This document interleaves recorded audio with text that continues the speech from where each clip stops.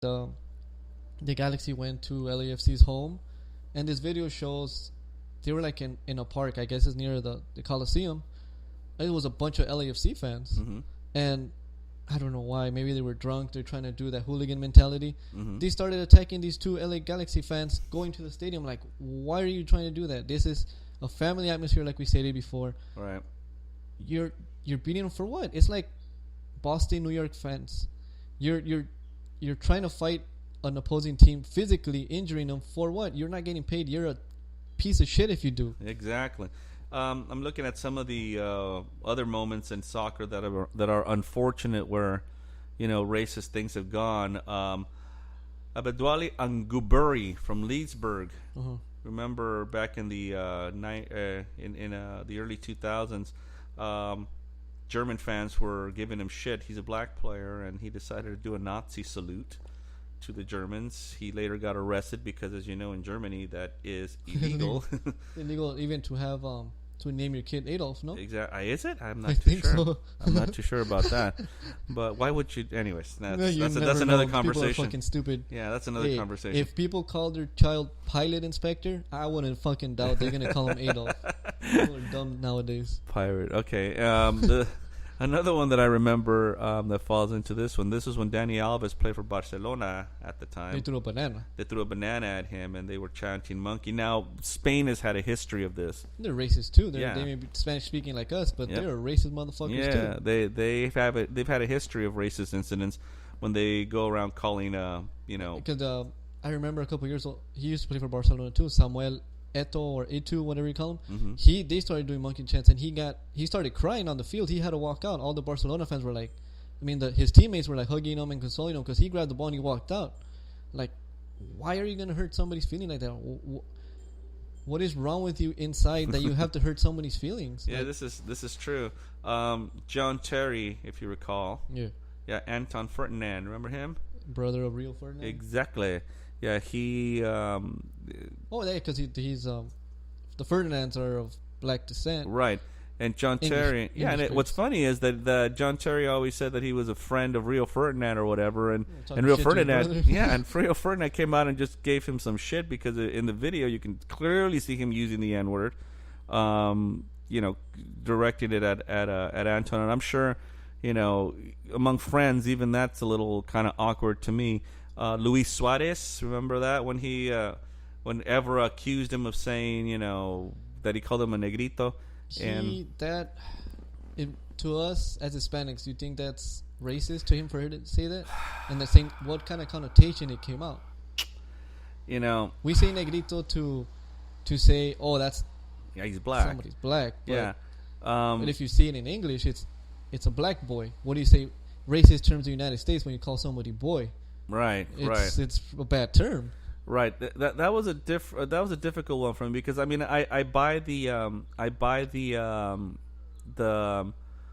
buy his, not his excuse, but his explanation that's how we call black people negritos and where I'm from. That may be true. Yeah. But at the same time, you'd also been playing in England for about 2-3 years at this point. So you have to know. Well, yeah. You have to know what the culture is in England and that it's not kosher to go around calling people, derogatory things. Like I've stated with my friends, common fucking sense. Exactly. But that shit don't exist. Well, see, that's the thing about that because, he may have, pointed out the obvious that, Patrice Evra is black, and so he called him negrito. But at the same time, why was that the first thing out of your mouth when Evra or whatever, I don't know. I don't know his name. Exactly. You say Patrice or Evra. Exactly. Or You don't call the Manchester United player. You don't fucking go like if we were staying in right now. You don't say, oh, pues el negrito. Exactly. You say Evra, even though you might butcher his name. Yeah. Say his last name. Exactly. And so, I was not a fan of Patrice Evra. I never have been a fan of Patrice Evra. But yeah, you got to. I'm a Man U fan. He was good as a good winger back in the day. Fucking hated him, dude. But do you hate anybody that's in Manchester United? Just sure, like if he was a Man U fan, a Man U player. Oh, case in point, Michael Owen. Michael Owen. He was a Liverpool fan. He's probably a Liverpool legend. Yeah. He got injured and he went to Manchester United. Yeah. Do you still like him because of what he did, or you hate him because where he went? The way I see it is, if you play for Liverpool, you never go to Manchester United. It's If you the want same to if you want to better your life, then you go from Manchester to Liverpool.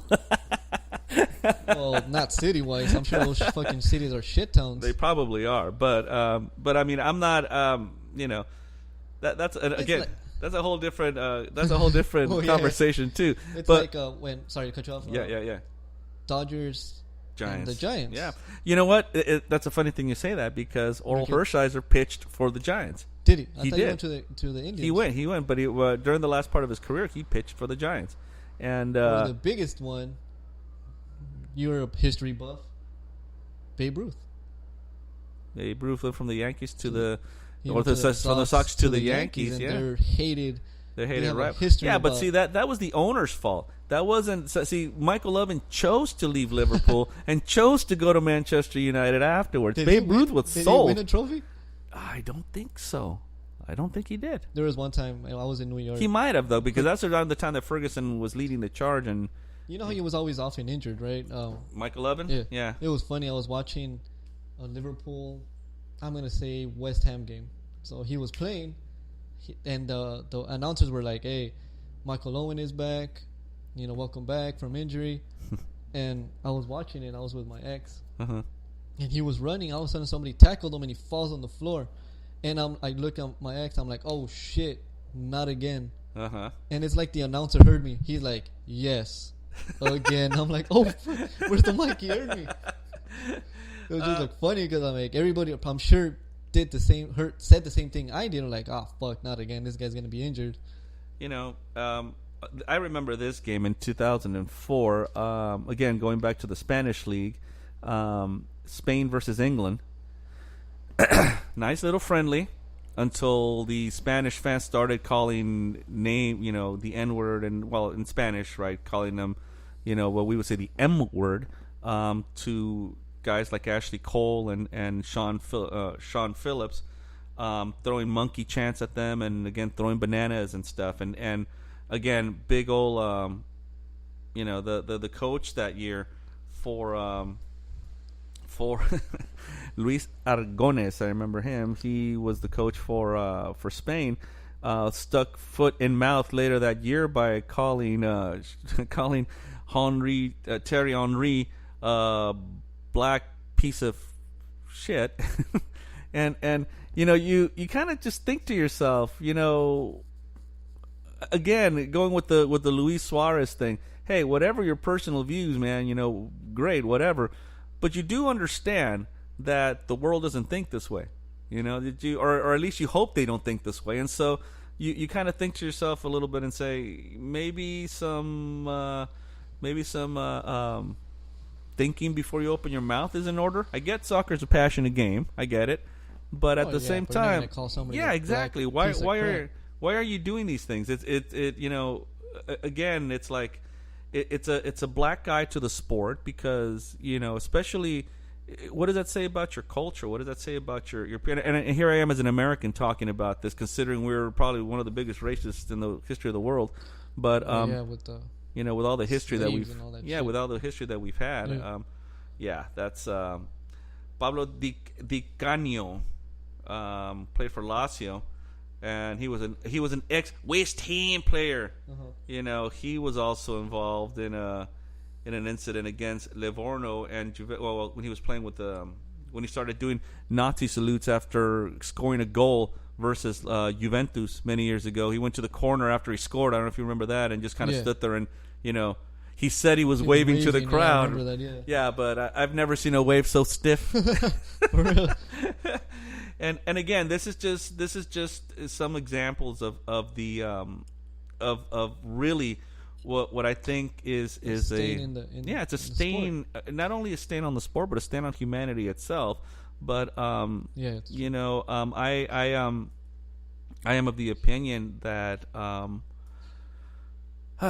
I mean, what was one of the biggest not critiques, but one of the late night broadcasters. He went out and said, we want to congratulate Africa for winning the World Cup. because of the black players that are on the French team. Yeah.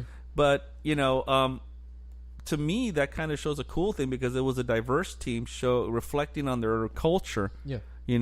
That this is something that has been always accepted in France, integration and the acceptance of people from all cultures, and collectively they are the champions of the world. Yeah.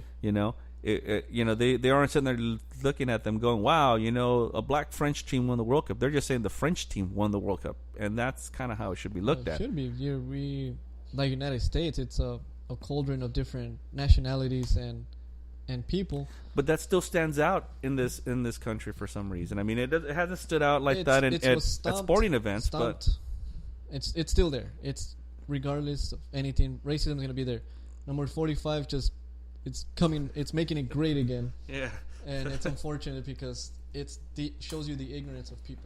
It's an unfortunate thing, and just getting back to what started this conversation, Mesut Ozil, Turkish descent, and he decided to leave the national team based on this accusation. Now, he took a picture with the Turkish president, and that got him into some hot water with some critics and newspaper writers, and so it manifested itself with some fans, I suppose, writing him letters and giving him shit. And to me, is that one guy that he says there's no gays in his country? Yeah, that guy. What the hell's his name? I have no. Because he took was that the one with the World Cup? He took a picture with Ozil, or was it somebody else? No. That was somebody else. That was Salah. Yeah, that was Salah who took a picture with the president of Crimea or something like that. I can't remember what it was. But again, it's like, why does that have to be the emphasis on with soccer players? I mean, like I said, Mesut Ozil, in my opinion, whether his accusations were true or made up or imagined or what have you, I think the German Federation, especially with the history of that country, like we've mentioned before, owed it to him to at least say, you know what, we're going to take a look at this and see what we come up with. Yeah. Because this is an important player for us, has been. Instead, some of the critiques that I heard is, well, he's been playing like shit for the last 3 years. Yeah, like the guy from Bayern said, exactly. Like, what a dick. Yeah, so I'm like, that justifies you, acting douchey like this or saying stupid shit? I mean, I don't think that justifies it. I think it's a regrettable stain on the German national team and the national soccer federation in that country. And well, I mean, it's still part of the news. I mean, I still see an article about it almost every day. So let's hope, let's hope they kind of get this cleared. Hopefully. Te digo. What? All right. No, I'm saying te digo. So now he goes back and plays for Arsenal. Oh. And he, we'll see how new coach, yeah, new system. New coach, new system. I know. So our boy Arsene Wenger. I liked him as a coach. Yeah, I know you've always said that you did, but now somebody else is going to be there. Franchi is out. But who was it? Who's the new coach? Let me look that up real quick. Think they'll be the top. They're going to remain number 4 as always. Yeah. The top 4 league team. Well, I mean, you got the same players really coming back, So who is going to, his name is Unai Emery. Okay. Unai Emery. And so I'm thinking to myself, what, I guess it's one of those remains to be seen kind of thing. Remains to be seen. I think Real is going to have an interesting time considering Cristiano's no longer there. So who are you going to depend on? Benzema, You got the player that came out of the World Cup in a high note, even though they were runner-ups in the World Cup. Yeah, that was Luka Modric. Right. I've always liked him. He's short in stature, little locomotive. He's good passing, shooting, and tackling also, as you can see. Right. But he needs more players, and obviously Real Madrid needs that one star to catapult that team again to where they were at. Do you think Modric is the guy that'll carry the whole Real team? He can, but name-wise for Madrid, no. Nah. They're going to get somebody else. They're going to, like I said before, they're trying to get Cavani. Why? Who knows? Why? But then they want to throw money at Mbappe, but who knows? Mbappe. And I don't know what other players. Well, yeah, I mean, Mbappe right now is like the hot commodity. I've heard like 6-7 teams want to purchase him, including your Manchester United. Yeah, I don't know. There was a Brazilian guy that used to play with him. He was trying to convince him to join Manchester United. Right. Oh no, for Liverpool, one of those guys. No, he plays for